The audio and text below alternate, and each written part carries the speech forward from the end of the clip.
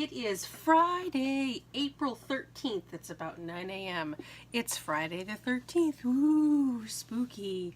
Welcome to Coffee Talk. I have a couple of things to talk about, and I have a little bit of a amateur review on these artist Loft watercolor markers that I had picked up a few weeks ago, and I hauled, and we'll get into that in a few minutes. But first, just some housekeeping stuff. It's been a busy week, and it's going to be a busy weekend for me in terms of work. I haven't had a lot of time to work on personal crafts because I have a bunch of projects going for my Etsy shop right now.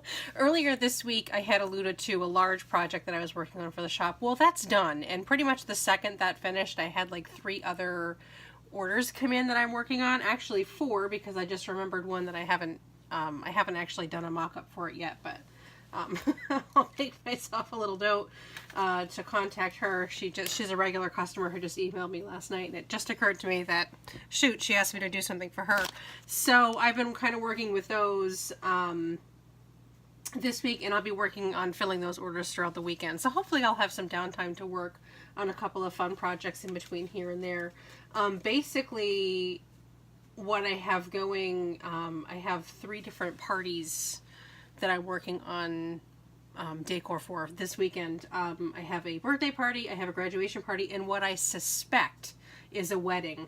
This particular client isn't the chatty type, so we haven't exactly been, chatting about what she needs the stuff for, but she placed the order, and I'm happy to do. I mean, she's under no obligation to tell me what, but basically, if you don't tell me what it's for, I'm gonna guess. So based on what she's looking for, I'm guessing it's for some kind of a wedding. So I'll be working on decor for that, and I have a possible custom order coming in for a custom novelty birthday card, and then the thing that I just remembered for a friend who asked me to make a card for her mother for a Mother's Day card. So I made myself a little note. I've got my talking points over here so I don't ramble on too much. I do try to stick to my notes, to contact her because she did email me yesterday. Anyway, so I'm working on all of that. So there's not going to be a lot of time for fun.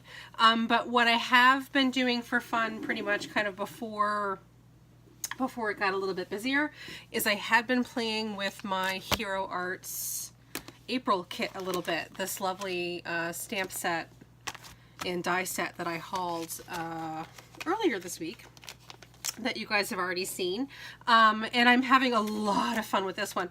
What I did with this, because some of the images are really detailed, sorry, glare, and really small spaces, is I was kind of wondering if I would have a little bit of difficulty with my alcohol markers getting in there, because the Spectrum Noir, even though they're the nib point, they're still not super fine. So I decided, against my better instincts, because I'm traditionally not very good with watercolors, I decided to watercolor them instead. And some of the products that I don't really use as often, I did do some playing with the Reeves, I don't have it in front of me, but the Reeves liquid watercolor set. And if you guys follow me on Instagram, you've already seen my failures with that. I do love working with watercolor. I'm just not very good at it. So I will continue to play for my own fun, but it's not really something that I'm comfortable giving to anybody else. So I figured that, well, these watercolor markers are new for me, these ones that I referenced earlier, these Artist Loft watercolor markers, and I got these from Michaels, and it was a multi-pack that I had picked up. I had never used them before, and other than just kind of scribbling out on some paper to test them out, but they have a really nice sort of brushed, of course I picked up a yellow, which isn't going to show as nice, but they have a really nice brush tip, which has that really fine little point here that can get in there. And of course, if all else fails, they do have a bullet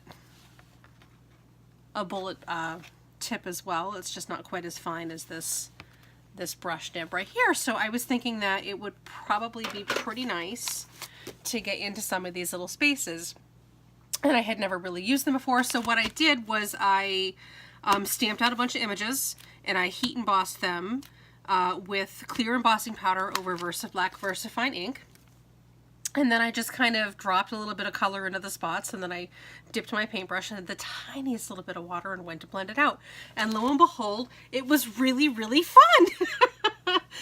Now I did, just as a slight side note here before I get too far into this, I do also have these watercolor pencils that I had picked up and hauled a really long time ago on Hollar. If you go back into my channel, one of my Hollar hauls are these watercolor pencils, and I have not used these a lot either. So I thought it would be fun to kind of use both of them in conjunction, and I'm really glad that I did, because this set that I got from, and I did swatch them out too, this set that I got from Michael's, these Artist Loft markers, it's not a very comprehensive set of colors. I mean, like, these aren't from the Artist Lofts, but there's no purple. So, and you know, no real, like, this is their black, which is more of like a dark blue. So it's not a comprehensive color wheel, if you will, of options here. So I was really glad that I kind of I used these, and they actually worked really well together. And these are the ones that come in the kit here, and I think this was only $5 or $6. I have no idea if Hollar still carries it or not. Colored pencils is not something that I get too much into, but I thought these watercolor ones were really fun. And again, I'm really glad that I did, because at least this has a couple of purples, like a real black and a couple of other options.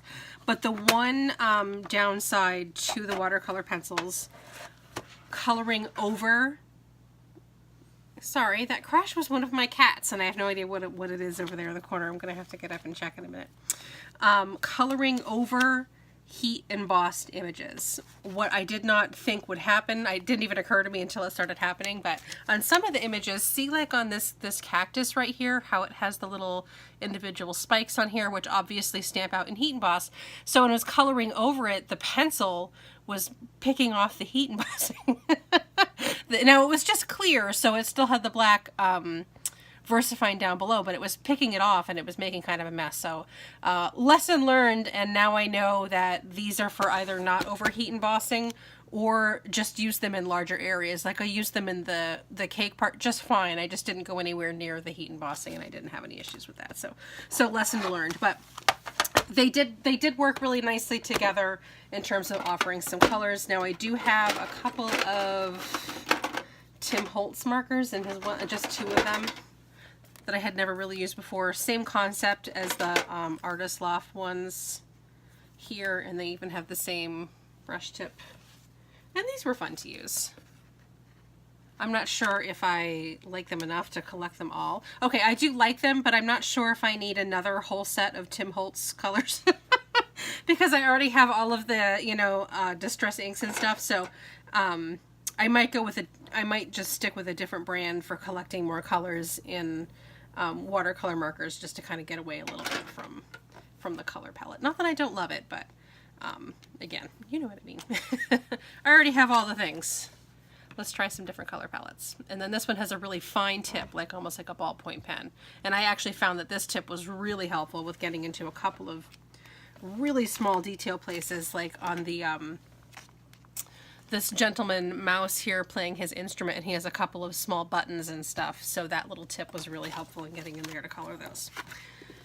Okay, so here again is the swatched out color palette. I messed up my stamping, so I just put it on the back of some scrap watercolor paper. These are the two Tim Holtz ones that I swatched out. Now these, they don't have colors on them, and I threw away the box a while ago so that I could fit everything into here.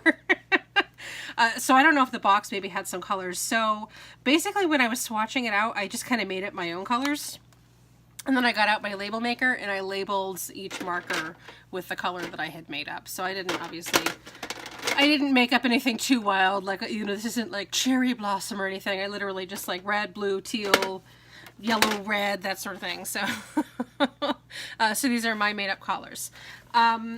So yeah, I had a really nice time doing this.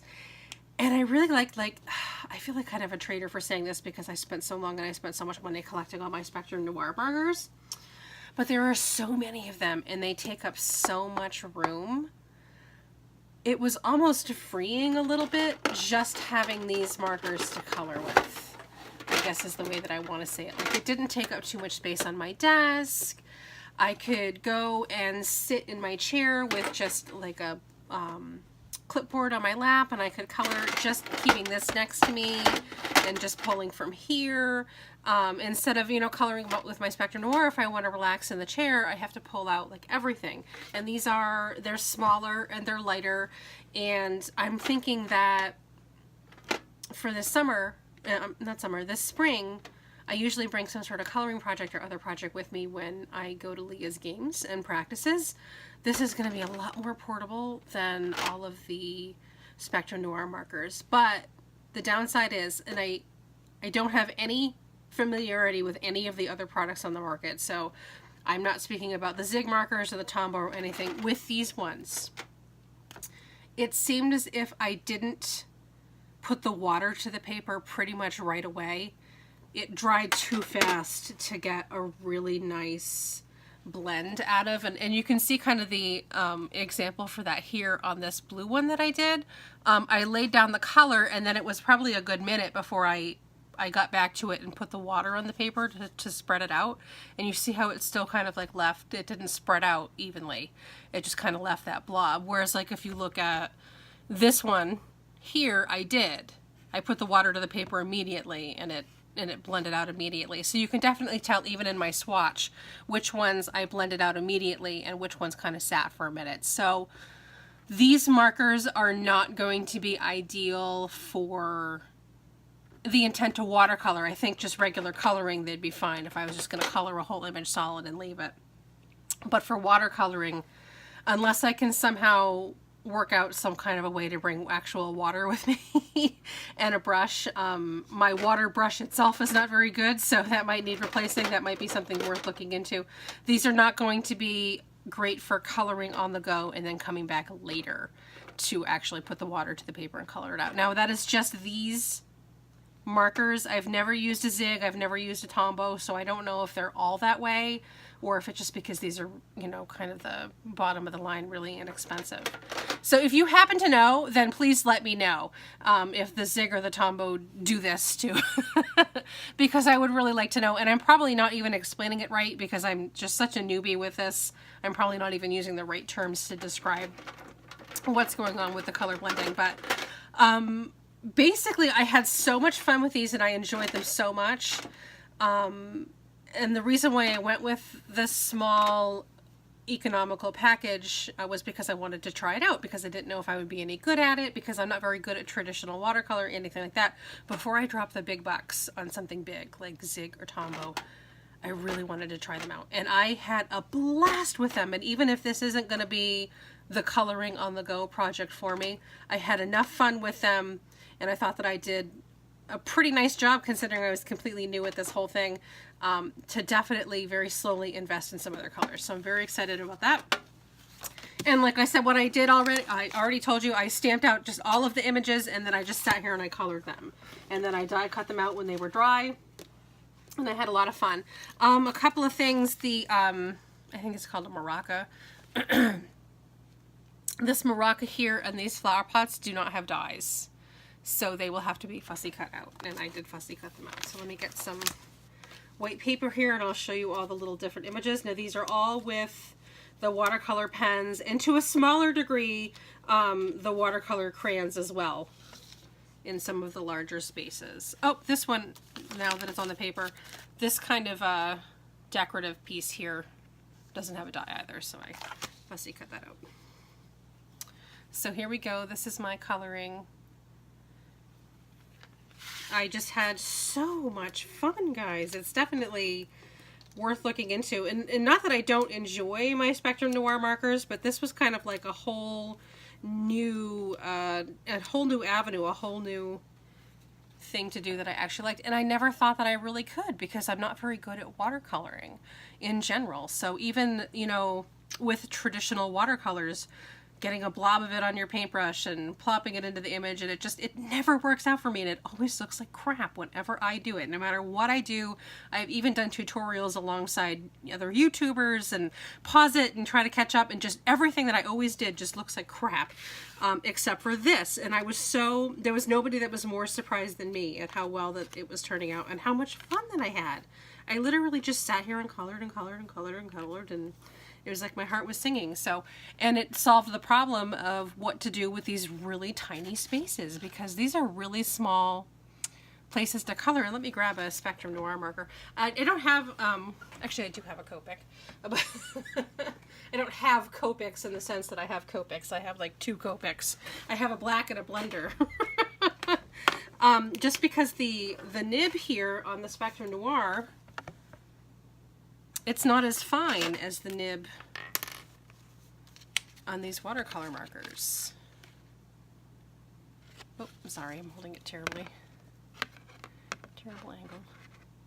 It's just not as small, so you're able to get into a lot smaller spaces. And here's a Spectrum Noir, so Copic, I mean. So I could see where if you have a Copic, that alcohol coloring with a Copic would be fine, because the base is a little bit broader, but the tip still looks just as fine on a Copic.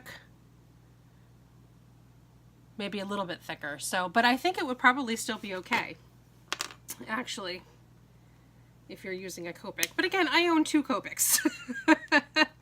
And no immediate plans to get any more. I have the whole set of Spectrum Noir, and I love them. I would much rather continue to use my Spectrum Noir and have my budget go towards other crafty things. I had enough fun with this coloring that this is definitely worth investing down the road. So I just don't know which direction to go with. Zig or Tombow, or I think the new one is called Arteza or something like that. I don't know which one to go with. So I'll do some research. I definitely wish that there was more of a color range with these ones. These artist lofts, like there's no purple. I would have loved to see other colors of greens and blues and pinks, and so it's pretty lacking, but it was good enough for what I was doing, especially when I was combining them with the watercolor pencils. So that is what I have with that. I will continue to research and consider investing in more or something else. It definitely was a blast. If you guys haven't tried it yet, definitely do it. I do have a water brush, one of those brushes that can hold the water in it, but my bristles are all broken and crappy and all of that stuff. It wasn't very good, so I ended up just saying screw it, and I went and I got a cup of clean water and my finest tip little paintbrush, and that's just what I use to do the spreading. Oh, and again, if you happen to know if it's just this brand or if the other brands too dry out too soon to be blendable, because it would be really cool if I had something that I could take with me for Leah's games and then just come home and add the water. That would be so awesome, actually. I could probably get so much work done. And this is so much more portable than trying to drag 20 different pounds of Spectrum Noirs. There's like, I don't know, 160 or something of these. So much better. Trust me. So, so that is about everything I think I wrote down to talk about with these markers. It was a pretty good value for the money that I paid. And in fact, I'll even see if they offer more colors. It was just one multi-pack that I had picked up, so I'll take a look. For a novice, maybe these are perfectly fine, and I'll just continue to use these until I use them up, and then I'll consider investing. So we'll see. It was a very good value.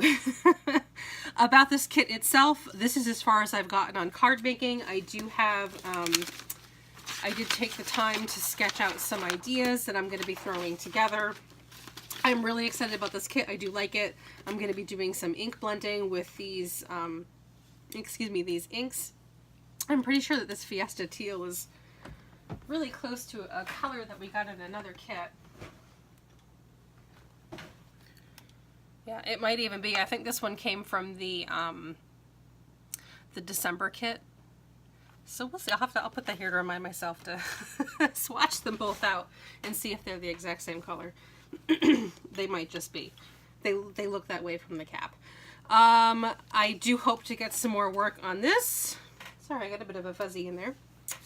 But unfortunately, work must come first. And you know what? I'm grateful for the money, because 2 weeks from today is our scrapbook convention. So I yeah. Can definitely use the money. And speaking of money, it's Friday, so it's payday, and I still don't have many budget things to show you guys because we've been consistently paying our stuff well in advance, and our budget stuff for the month is already done. And in fact, the only real things, we just have a couple towards the end of the month. We have a couple of more payments that are due on stuff, and we're down to just under $300 left on our propane for the entire season, and then we're done. So so that's good. I am just $130 away from paying off a credit card. And then the next credit card that we're going to tackle after that is about $1,200. And it's not so much a credit card as it is an account for Dell. They're just evil. So we're going to be tackling, excuse me, we're going to be tackling that one next. And hopefully we'll never ever have to see them again. So that's what I have for my budget news. Sales news, I did get an email this morning from My Favorite Things that they're doing a Friday the 13th sale. It's 13% off items that are not the new items, but 13% off items with the code LUCKY, LUCKY. I took a quick look and I didn't see anything. Whatever, I don't really have a budget anyway, but you know me, like if something's a good deal, like that can't be passed up, I'll still consider it. But I didn't even see anything. I don't think there's anything from the new release from this month that inspired me to buy. They're cute, I guess. Just not. I like My Favorite Things. I don't find that they're a good investment for me. I do like the piñata dynamics. I'm not sure if it's worth $16 for, especially because I just paid $25 to get the volcano interactive thing, which hasn't come in yet, and I'll show you guys, but I saved up for it and I had a coupon, so I got the volcano. I didn't want to do, but it's a lot. I think I don't want to say they're overpriced, but because they're completely worth it. They're very nice things, and it's a very nice company. They're out of my budget. So if there's anything that's taught me selling your wares handmade, there's a huge difference between something being overpriced and something being out of your budget. So if someone says to me, oh my God, those cards are so expensive, they're so overpriced, that hurts my feelings. Because it took 3 hours, 3 hours to do this card that I'm charging a whole $6 for. I don't think that that's overpriced. What you mean to say is that you can't afford the card. That's completely different. So I am trying to apply that to other businesses as well. And okay, so this isn't overpriced. It's not an overpriced $25 volcano die. It's just that it's out of my budget and I can't afford it. But anyway, I had a coupon and I ended up just getting it anyway. So hopefully that'll be in next week and I can show you guys that next week. But no shopping. I'm not supposed to be shopping. I'm just not supposed to be doing it. And I can't help myself if it's a good deal. But nevertheless, no shopping. Back to My Favorite Things. So that's a really nice, it doesn't apply to the new stuff, but that's a 13% off isn't anything to frown at. So if you are a fan, definitely take a look, and I'll leave the coupon stuff down below. One of the things that I do like from My Favorite Things is I do like their shaker element stuff.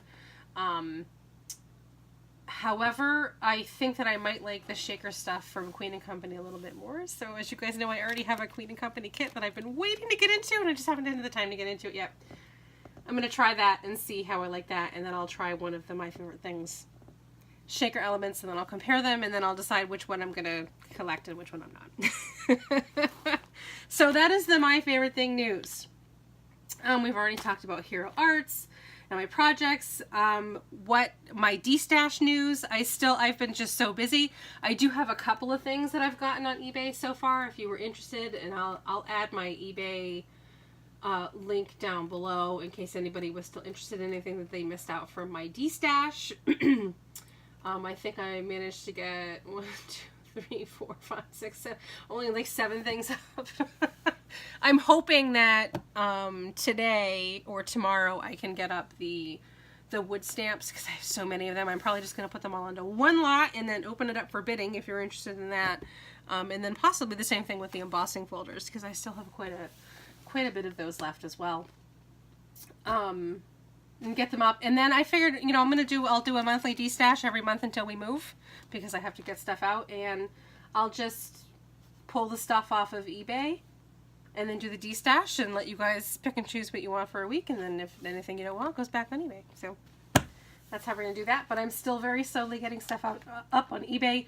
If you have a question, if you don't see it on eBay and you're still interested in something for my Destash, then just definitely drop me a line and I'll pull it out for you. I'll pull it out from the pile for you. So that is my Destash news. Not much else going on. I guess what I'm reading right now, or plan to read starting this weekend, pulled out my old and well-loved copy of Rebecca that I've actually had since I was a child. This is why it's yellow. What year was this one? Well, okay, so the story is from 1938, but what year was this book printed? I don't even know. That page is torn out. I don't even know what year this copy was printed, but one of my favorite stories, what I do with my favorite books is I like to actually replace them with hardcover books, and I don't think I've ever found a hardcover secondhand copy of Rebecca to replace this with. So I'm still literally reading the paperback from my childhood, the mass market paperback. However, this will work out really well because this is just the right size to fit into my purse and take with me to practices and stuff. So I'll keep this in my purse. I do love the story, and in fact, one of our fish, the Blackmore goldfish, is named after the author. Love it, love it, love it. And then I grabbed from the library yesterday this CD collection called Great Courses, and this one is Exploring the Roots of Religion. I am a huge nonfiction nerd. We do not have television here and haven't had television in well over a decade, but I did used to love the History Channel and Discovery Channel and all that stuff. I absolutely loved it, but I don't have access to them anymore, so all I have are documentaries and Netflix and so on and so forth. But this is a course on CD, which I thought would be really nice for when I'm working this weekend. And in fact, as soon as I finish up this video, I'm gonna get another cup of coffee and fire this up and then start listening. So it's Exploring the Roots of Religion, and it comes with this companion little book here, which looks like it just has some quizzes and stuff in it, outline, which I can keep next to me and kind of look at. But our library had several different of these great courses. And I grabbed this one because it looked like the most interesting. I do like the study of religion. I am not a religious person myself. In fact, I'm an atheist. So, but I do. Religion has played such a huge part in the development of our society as a whole. I continue to find the study of religion fascinating. So I hope that this is interesting, and I'll let you guys know how it comes about. I'm afraid that, it's going to be, the person's going to be boring or have a droll voice or something that's going to cheer me off, but we'll see. I haven't popped it in yet. The first disc is going to talk about the roots of religious experience, Neanderthal burial, hunting magic, myths of the shaman, realm of the mother goddess, and mysteries of the megaliths. So that is what I will be listening to first. Part of my custom orders this weekend involve firing up the Cricut, so I'm going to have to get everything cleaned off my desk because the Cricut is right over here and it needs plenty of space to work. And this will be, I hope, a very nice companion for me today, keeping me busy. So yeah, back to the main point. I think that's pretty much what we have. I won't be checking in again until next week. It is Friday. Let's see, tomorrow is Saturday. I think we're mostly going to be home. I don't think the weather's supposed to be that great. I don't think we're due any snow, but it's supposed to be rainy and just in general not pleasant outside. I'm hoping that it's nice because part of our yard has finally melted, and a couple nights this week Leo has actually been able to go outside and play for an hour instead of sinking in the mud pit, the quicksand that is our yard. She has a little swing out there that our landlord built for her, so we'll see. If it's not icky, then she'll probably be in the house and irritating me all weekend.